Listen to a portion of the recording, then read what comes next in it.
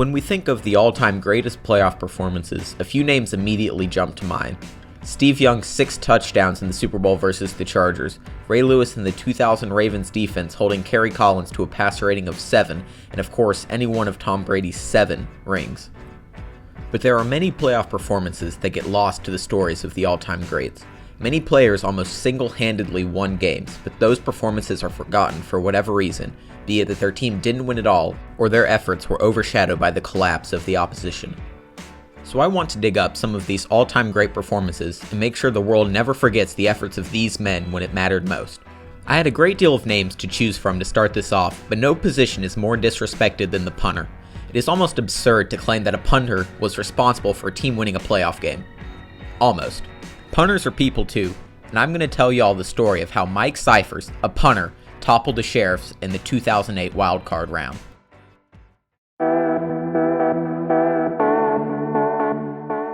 "2008 was a crazy season. The Cardinals almost won the Super Bowl, Tom Brady tore his ACL in Week 1, Plaxico Burress shot himself, and the Titans were the 1 seed. But one thing that remained the same was the Colts went an excellent 12-4 as Peyton Manning won his 3rd MVP.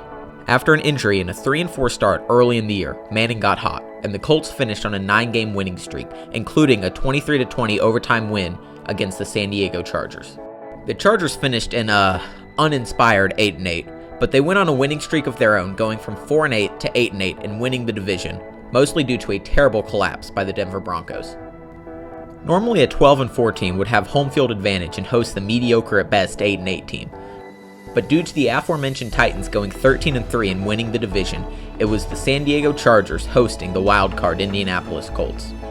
In addition to having to play Pro Bowlers Peyton Manning, Reggie Wayne, Dwight Freeney, Robert Mathis, and future Hall of Famer Marvin Harrison, who sat most of the year with injury, the Chargers' own Hall of Famers LaDainian Tomlinson and Antonio Gates were hobbled with their own injuries. So the Chargers' hope for winning were slim, to say the least, but they did have a secret weapon. Mike Scifres never made a Pro Bowl, is never mentioned with the greats of Ray Guy and Shane Lechler, but on January 3rd, 2009, he played the game of his life. After Phillip Rivers was sacked on 3rd down, Scifres skied a 51-yard punt that was fair caught at the 10, backing Manning up deep. Booms one into the night air, and it's fair caught by Kewan Ratliff at the 9-yard line. The Colts eventually punted back after a couple of first downs, but the Chargers couldn't do much and punted again. Down underneath.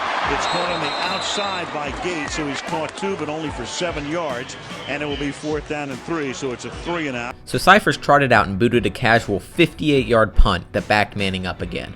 That very same neighbor fielded by Ratliff at the 16-yard line, and the coverage is very good as he takes it back to only the 19, a 58-yard boot. The Chargers defense couldn't hold this time, and running back Joseph Adai ended a long drive with a 1-yard touchdown to make it 7-0 Colts.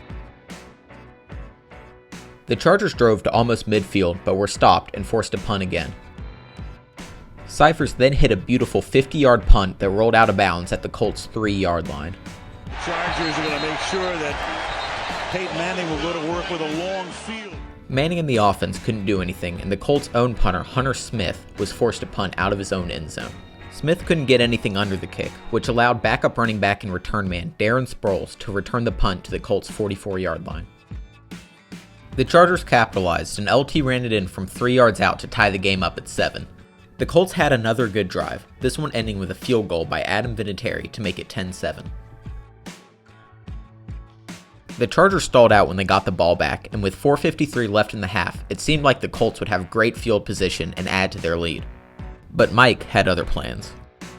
From his own 28, Scifres blasted a 67-yard bomb into the San Diego night, all the way to the Colts' 5-yard line. Some backspin, Ratliff will take it there and get buried at the 7, and Norv Turner talking to us all year long, and he's saying, can you guys do anything to get this guy to the Pro Bowl? The Chargers D held again, and Smith came back out to hopefully return the favor. But punting out of your own end zone is not an easy task, and Smith only managed a 34-yard kick, setting up the Chargers in Colts territory yet again. Scifres had turned near guaranteed points for the Colts into a 14-10 lead by the Bolts just before halftime. Touchdown, San Diego! The Colts received the second half kickoff, but gave the ball back to the Chargers after a failed 4th and 1 conversion at the San Diego 34. Manning is pressured. Manning will throw a wobbly pass that's incomplete. But the Chargers didn't make it very far, and were forced to punt at the Colt 47. Something that made Scifres' game special is he not only showed off his tremendous leg with his earlier bombs, but he also showed great touch with a 38-yard punt that was fair caught at the Colts 9. If you're keeping track, that is 3 out of 4 punts backing Manning up into inside the 10-yard line.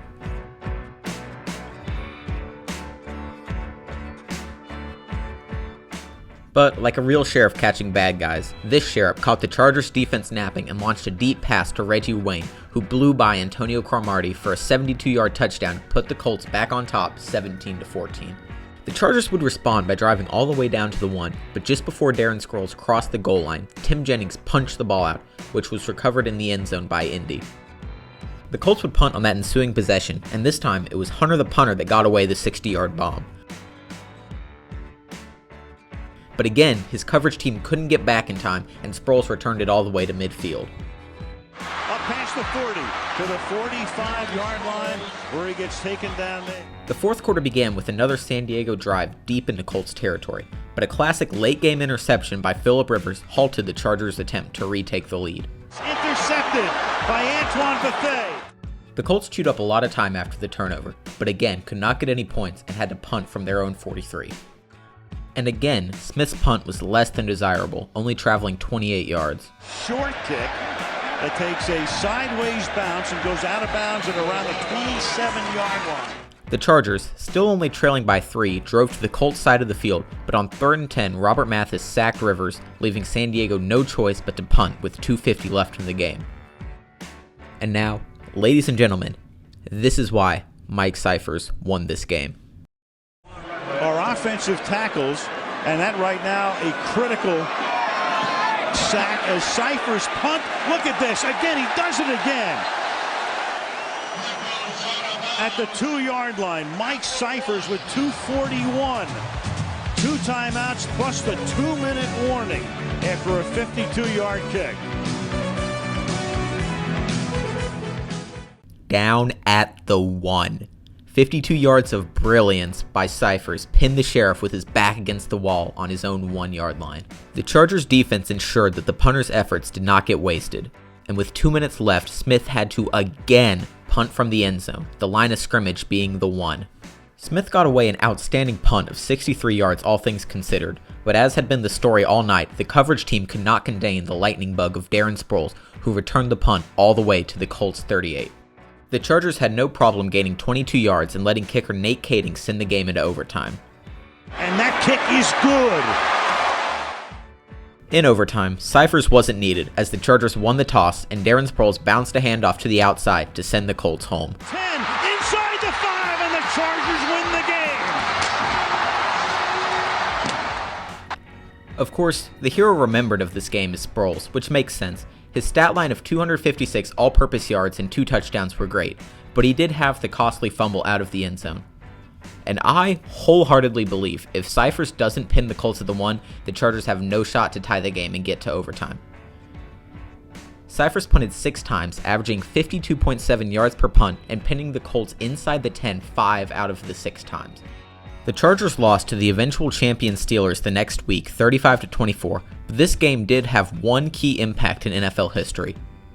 Hunter Smith was a key reason for the Colts' loss this game, so the next year Indy picked up a kicker/punter from West Virginia by the name of Pat McAfee.